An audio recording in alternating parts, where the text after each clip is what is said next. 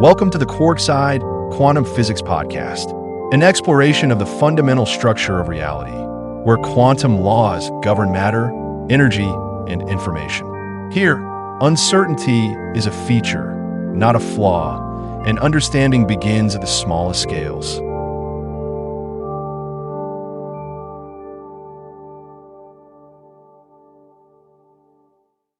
Welcome back. Today we are going to try to wrap our heads around something that is simultaneously incredibly small and absolutely massive in terms of its implications. That's a good way to put it. We're talking about the future of computing, but, not the shiny marketing brochure version of it. No, we are getting into the messy reality, the plumbing behind the palace, so to speak. We always hear the grand promise, right? Yeah. We hear that quantum computers are going to solve these impossible problems, revolutionize medicine, crack encryption codes that would take a normal computer 1 billion years to solve. Mm-hmm.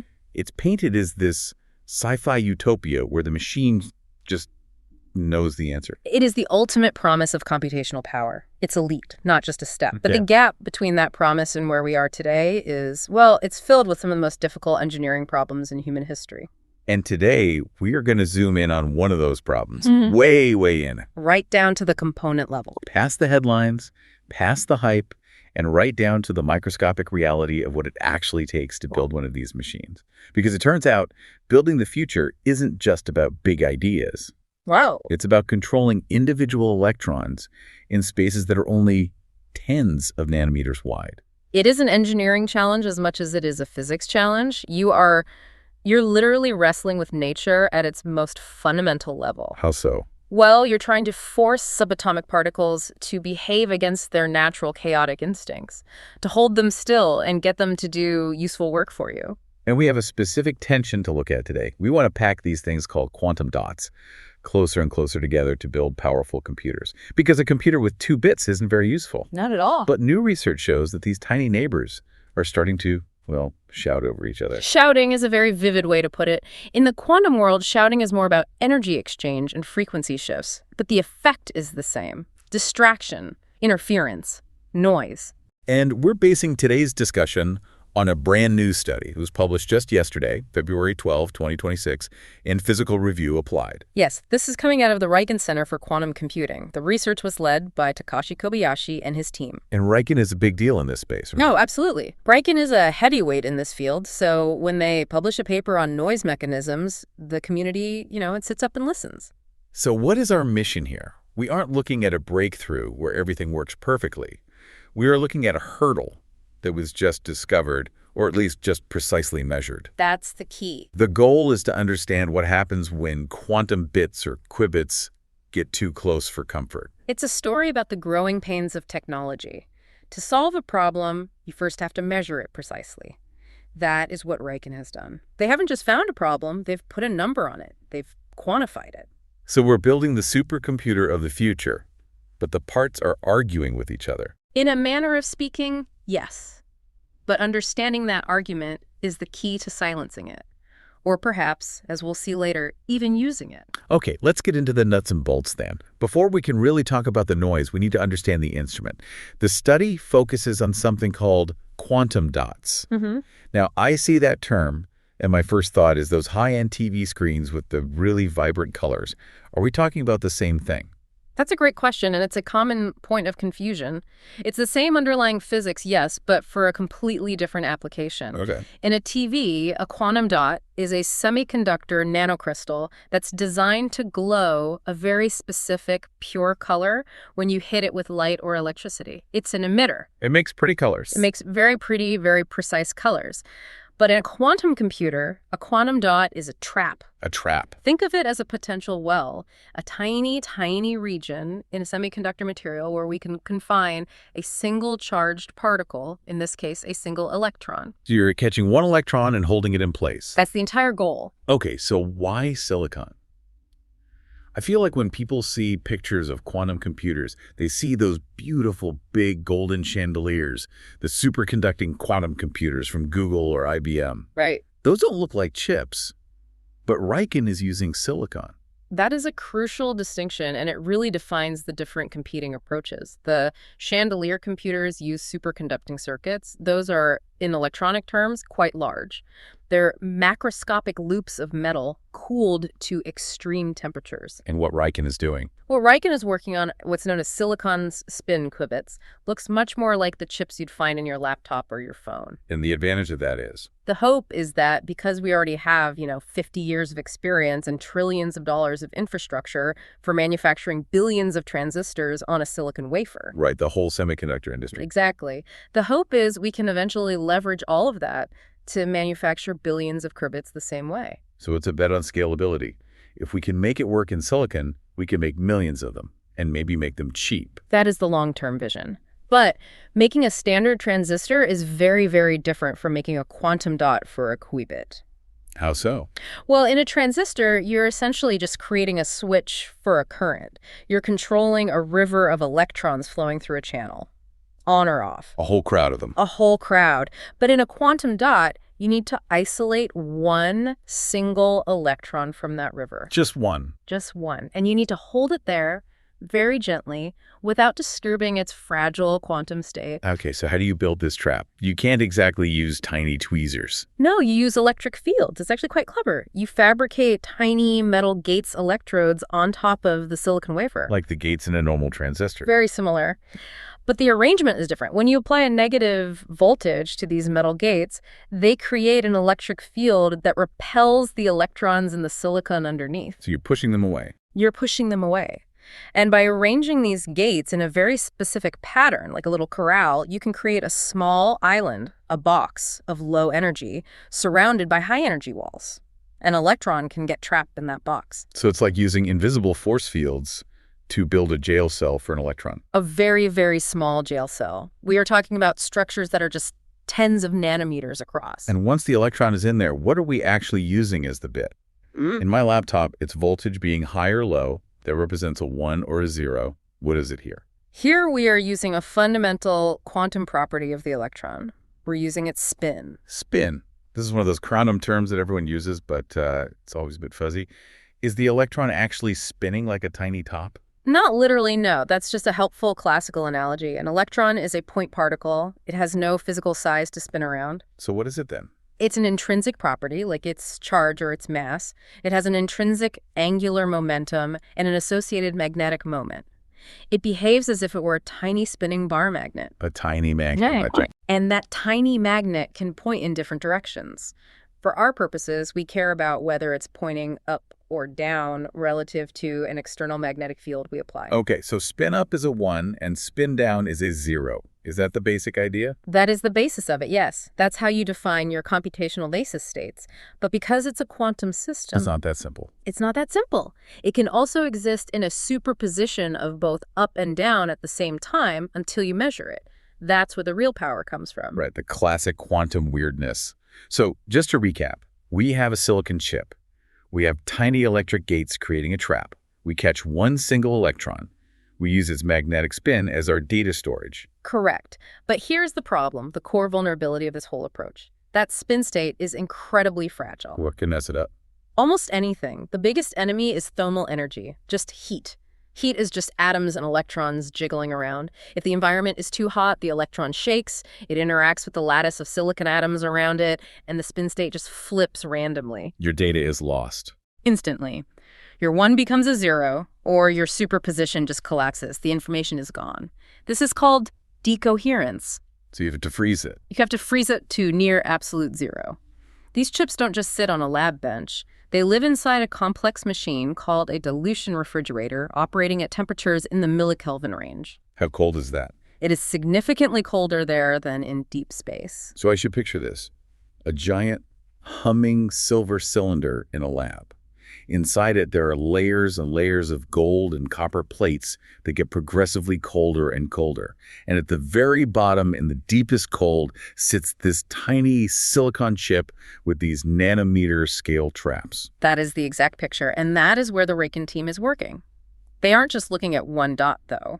One qubit is a science experiment. A computer needs many. And this is where we hit the scaling problem, the crowded house, as we called it. Right. To perform calculations, to run an algorithm, qubits need to interact with each other in a controlled way. You need to be able to entangle them. Which means they can't be miles apart. They need to be close. Very close. How close are we talking? In the device in this study, the pitch, which is the distance from the center of one quantum dot to the center of the next, is about 100 to 150 nanometers. That is incredibly tight. It is extremely tight. And when you pack charged particles that close together, you run into a fundamental force of nature, the Coulomb interaction. Remind us what that is. It's the most basic electric force. Like, charges repel, opposite charges attract. So 2 electrons. 2 electrons are both negatively charged.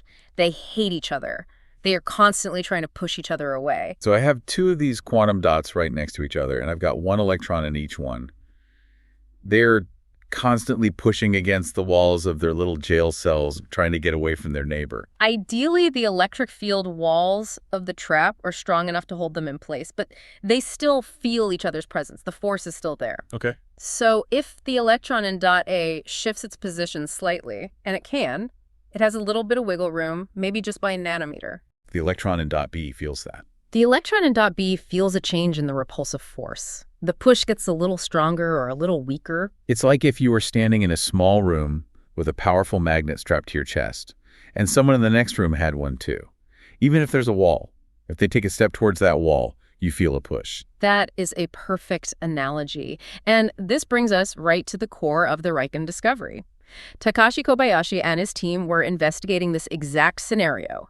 They wanted to know, does that push from the neighbor mess up the information stored in the spin of our qubit? And the answer, I'm going to assume, is yes. Otherwise, we wouldn't be doing this whole conversation. The answer is a definitive yes, but the mechanism, the how, is the really fascinating part. Because it's not a direct effect. It involves a component we haven't even mentioned yet. Oh. The micromagnet. The micromagnet. Okay, wait. Let's back up. We have electric gates to trap the electron. We have the electron itself acting like a tiny magnet with its spin. Why on earth do we need another magnet? This is a great question, and it gets right to the heart of why silicon spin qubits are so hard to build and control.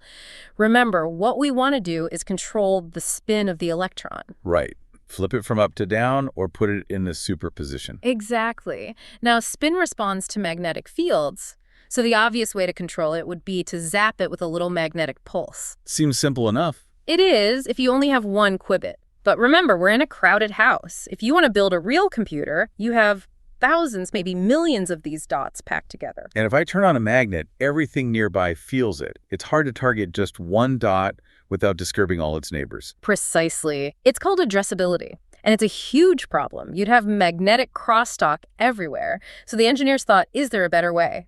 We are very good at generating localized electric fields. We can switch voltages on those tiny gates incredibly fast and with pinpoint precision. So they wanted to control the spin using electricity instead of magnetism. That was the goal. But can you even do that? I thought you said spin doesn't talk to electricity. It doesn't, not directly. You need a translator. You need a physical mechanism that couples the electron's position, which electricity controls, to its spin state. This is a real physical effect called spin-orbit coupling. Okay. In some materials, like gallium arsenide, this effect happens naturally and is quite strong. In silicon, which we want to use for manufacturing reasons, it's naturally very, very weak. So we have to fake it. We have to engineer it. We create something called synthetic spin-orbit coupling. Synthetic spin-orbit coupling. That sounds expensive. It's clever engineering. This is why they install the micromagnet. They physically place a tiny strip of magnetic material, like cobalt, right on top of the quantum dots. But this magnet isn't designed to create a uniform field. That's the key. It's designed to create a gradient. A gradient? What do you mean by that? So the magnetic field is stronger on one side of the dot than the other? Exactly that. Imagine the quantum dot is a small room. The magnetic field at the left wall is, let's say, 100 units strong. The magnetic field at the right wall is 105 units strong. It's a slope. It's not flat. Okay. I have a magnetic slope across my tiny room. Why? No, remember, the frequency at which the electron's spin precesses, the speed at which it wobbles like a top, depends directly on the strength of the magnetic field it is sitting in. This is called the Larmor frequency. So if the electron is sitting on the left side of the room, its spin wobbles at speed 100. If I move it to the right side, it wobbles at speed 105. Precisely. Now you see the trick. We can use our electric gates to gently nudge the electron's position. If we apply a little voltage, we can push it from the left side of the dot to the right. And by pushing it, we force it to move into a stronger part of the magnetic field. Which changes its spin speed. So we are using electricity to move it, but it's the motion through that pre-engineered magnetic gradient that actually changes the spin. You've got it. The micromagnet acts as a translator. It converts an electric signal, which is a change in position, into a magnetic control, which is a change in spin rotation speed. It acts as a lever. It makes the electron's spin highly sensitive to its physical location. That sounds brilliant. Yep. It's a really clever workaround. Problem solved, right? It is brilliant. It's a technique called electric dipole spin resonance, or EDSR, and it allows for very fast, localized control of individual qubits. But There's always a but. there is no free lunch in physics. I knew it! Here comes the bill. By making the spin exquisitely sensitive to its own position, you have also made it exquisitely sensitive to anything else that might shift its position. Like the neighbor pushing on the wall. Like the neighbor. Let's go back to our crowded house. We have two dots, dot A and dot B, side by side. Each one is sitting under this micromagnet gradient. Okay. Now, suppose the electron in the neighboring dot A moves. Maybe we're performing an operation on it, or maybe it just jiggles because of some background charge noise. The neighbor moves the sofa. The neighbor moves the sofa. When that electron in dot A moves, the Coulomb repulsion it exerts on our electron in dot B changes. The push gets stronger or weaker. And because our electron in dot B is sitting in this carefully balanced electric trap, that tiny change in push from the neighbor is enough to shift its position slightly. And because of the micromagnet gradient, when our electron moves, It moves into a different magnetic field strength. and therefore, Its spin frequency changes. bingo. The neighbor's motion has changed the speed at which our qubit is spinning. This is the crosstalk. This is what the RIKEN paper calls a charge-induced spin frequency shift. That's it in a nutshell. So the micromagnet is a complete double-edged sword. It gives us the precise control we need, but at the same time, it acts as an amplifier for the noise coming from the neighbors. That is the crux of the problem they investigated. You built a system that is hypersensitive to motion, so you could control it with electricity, but now it's hypersensitive to the unwanted motion of the guy next door. Okay, so this sounds bad in theory, but was it just a theoretical worry, or is it actually messing things up in a real device? That is the billion-dollar question, and it's what Kobayashi's team went to find out. They didn't just model this on a computer. They built the device, they cooled it down to 100 millikelvin, and they measured it directly. Wow. And the way they measured it is fascinating in itself. I was going to ask, how do you measure a tiny shift in the wobble frequency of a single electron trapped in a piece of silicon? You use a very sensitive technique called Ramsey interferometry. Ramsey interferometry. Is that related to Ramsey kitchen nightmares? No relation, though it can be a nightmare if you don't get the calibration right. It works a bit like this. You start with the electron spin pointing up. Let's call that our starting line. Okay. You hit it with a precisely timed microwave pulse that puts it into a perfect superposition, half up, half down. Now, you can picture its state as a clock hand pointing, say, at 3 o'clock. Got it. And then you just wait. You let it evolve. That clock hand starts sweeping around at its natural frequency, the Larmor frequency. Tick, tick, tick. You let it tick for a very specific amount of time. Then you hit it with a second identical microwave pulse. If the frequency was exactly what you thought it was, this second pulse will push the clock hand all the way around to point down. So you know exactly where it should end up. It's like checking your watch against a master clock. Exactly. But what if the frequency has shifted during that waiting time? What if the neighbor moved, pushed our electron into a stronger magnetic field, and made the clock tick a little faster? Then the hand won't be where you expect it to be. It will have rotated too far. When you hit it with that second pulse, it won't end up pointing down. It'll be somewhere else. This difference between where it is and where it should be is called a phase error. And in quantum computing, phase is everything. Phase is where the information is stored in many algorithms. If the phase drifts uncontrollably, the calculation is wrong. It's a fatal error. So what did the RIKEN team do with this technique? They performed this Ramsey experiment over and over again. But while our Qubits clock was ticking, they were deliberately moving the neighboring electron back and forth using its control gate. They poked the bear just to see if it would growl. And it did.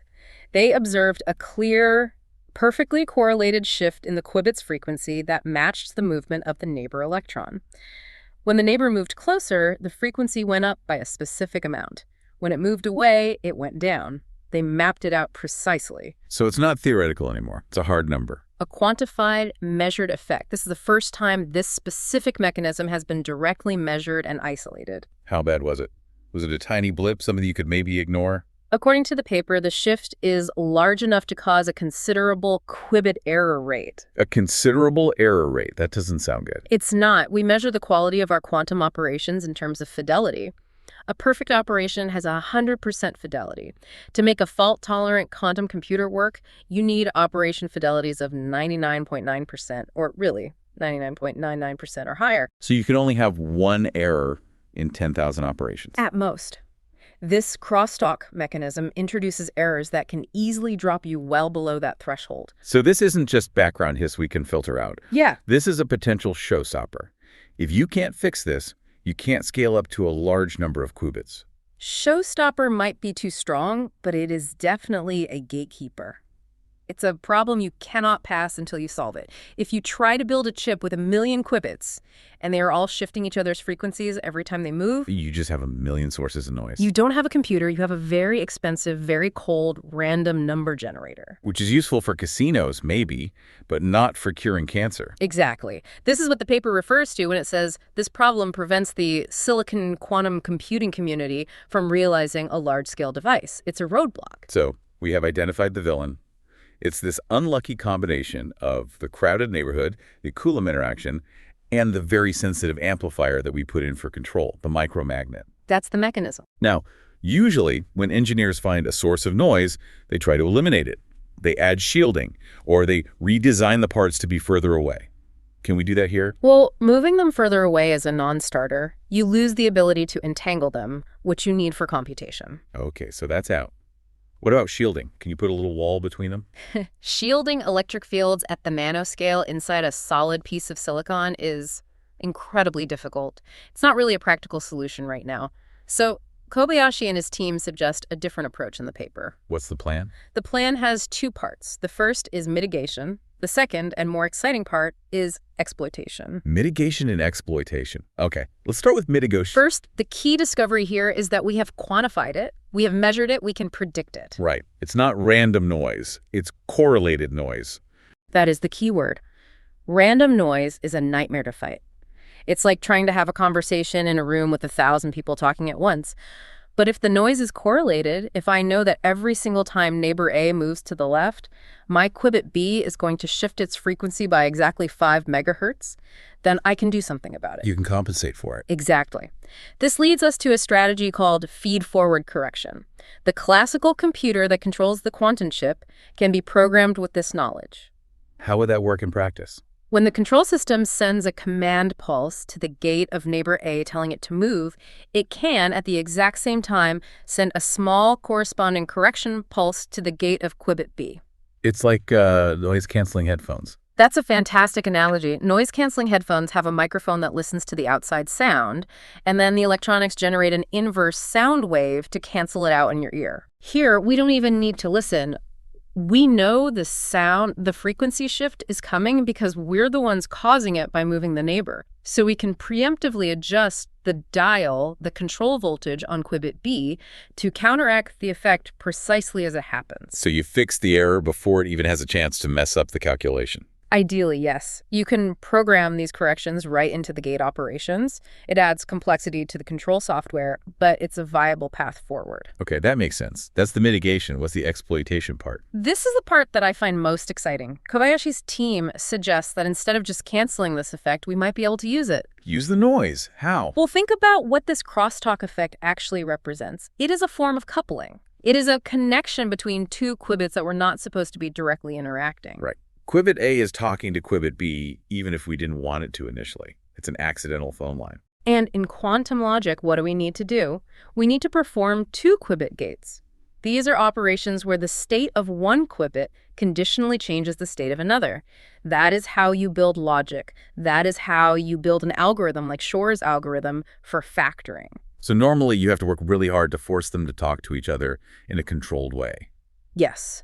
A common way is to physically lower the electric potential barrier between them, let their electron wave functions overlap, and let them interact via something called the exchange interaction. It's tricky and has to be managed very carefully. But here, the micromagnet has accidentally given us a new long-range interaction. They are talking to each other via the magnetic gradient and the electric field, even when their wave functions aren't touching. So the researchers are basically saying, don't mute the crosstalk. Let's try to turn it into a high-fidelity phone line. That's it. The paper suggests this could lead to a new class of qubit operations. If you can control this energy shift precisely, if you can turn it on and off by moving the neighbor electron, you could potentially use it to perform logic gates between qubits that are not immediate neighbors. So you could do a calculation between qubit A and qubit C, using qubit B's position as the switch. That's the kind of new capability it might open up. You can turn this bug into a feature. That is the ultimate engineering judo move. Use the force of the problem itself to solve the problem. It connects to the broader history of developing these silicon qubits. Time and again, we're finding that things we initially thought were bugs, things like subtle variations in the silicon crystal, the valley splitting, or roughness at the silicon oxide interface, and now this micromagnet crosstalk can sometimes be understood, controlled, and engineered into resources. If you understand the physics deep enough. If you understand the physics deep enough, it's a testament to how mature the field is getting. We're moving from just trying to get one qubit to work to understanding the complex, multi-qubit interactions in a large system. It seems like a constant race between the problems we discover and the solutions we invent. It is. The silicon quantum computing community, as the text calls it, is in a fierce but friendly race against the superconducting folks and the trapped ion folks. Different horses in the same race. Right. And silicon has this massive theoretical advantage of manufacturability, but it has these complex material physics challenges that the other platforms don't. This study is a major step in clearing the fog around one of those challenges. So let's just zoom back out for a second. We started with single electrons shivering in the cold. We built an electric jail cell to trap it. We gave it a special magnet to control it. We then realized that magnet made it listen to its neighbors too much. We then figured out exactly how it was listening, measured the volume, and now we are planning to turn that unwanted listening into a controlled conversation. That is a beautiful summary of the scientific process right there. We went from identifying noise to potentially creating a new kind of signal. Why does this matter to the person listening right now? They might be driving to work or doing the dishes. Why should they care about the Larmor frequency of a single electron spin? It matters because it peels back the curtain on how progress in technology actually happens. We often get this very clean, linear narrative of progress. We think of technology as just this inevitable march of better, faster, cheaper. But it's not like that at all. It's not. It's a messy, winding path. It's a series of roadblocks. It's discovering that your clever solution, the micromagnet, caused a brand new problem, the crosstalk. It's the painstaking, unglamorous work of measuring and characterizing that problem. It's less of a eureka moment and more of a, that's weird moment, followed by a year of work. A year of very careful work in a very cold room. And it's the realization that you cannot just build it and hope it works. You have to understand the fundamental physics of the noise, of the imperfections. And it really grounds the hype around quantum computing. This isn't magic, it's plumbing. It's just extremely high-tech, atomic-scale plumbing with very leaky pipes. It is. And for anyone interested in the future of computing, watching how the community solves these very specific hurdles, like the crosstalk challenge that RIKEN just mapped out, is a much better preview of the future than any marketing material. This is where the real work is happening. If they do solve this, if they can either cancel this crosstalk perfectly or turn it into a reliable tool, does silicon win the race? Win is a strong word. There might be room for multiple technologies, but if they solve this, silicon becomes a terrifyingly strong competitor. Why terrifyingly? Because if you can handle this crosstalk, and you can solve a few other known materials issues, and you can make these things using standard semiconductor foundries, the scaling potential is just massive. You could genuinely have millions of high-quality qubits on a single chip the size of your thumbnail. Whereas the golden chandeliers, as beautiful as they are, take up a whole room for a few hundred or 1,000 qubits. Exactly. Density matters for building a truly large-scale, error-corrected machine.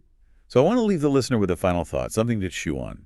And it's about this idea of interconnectedness. Chew on? We tend to think of isolation as the ideal state, right? In our daily lives, we want peace and quiet to focus. In quantum computing, the mantra is always isolate your qubit, so it doesn't decohere and lose its information. Isolation preserves the quantum state. That's rule number one. But a computer that is perfectly isolated does nothing. It's just a perfect box of secrets. To compute, to do anything useful, you must connect. You must have interactions. Information is physical, and physics is, at its heart, the study of interactions. So this struggle that the RIKEN team is documenting, this push and pull between keeping the Qubits safe from its neighbors, but also needing it to talk to its neighbors, it's not just an engineering problem. It feels like the fundamental tension of the universe, doesn't it? In a way, it is. For any information processing system, it is the balance between coherence and coupling. Too much isolation, and your system is useless. It can't process anything. Too much connection, and it just becomes noise. Everything washes out. Finding that sweet spot, that perfectly controlled interaction, is the whole game. And RIKEN just showed us exactly where that line is drawn for this type of device. They gave us the map of a new part of that territory. Now the community has to figure out how to navigate it. Well, my brain is suitably entangled. Thank you for walking us through the nanoverse today. This was fascinating. It was a pleasure. It's always good to look at the small things that make the big things possible. We'll see you in the next one. Keep learning. Stay curious.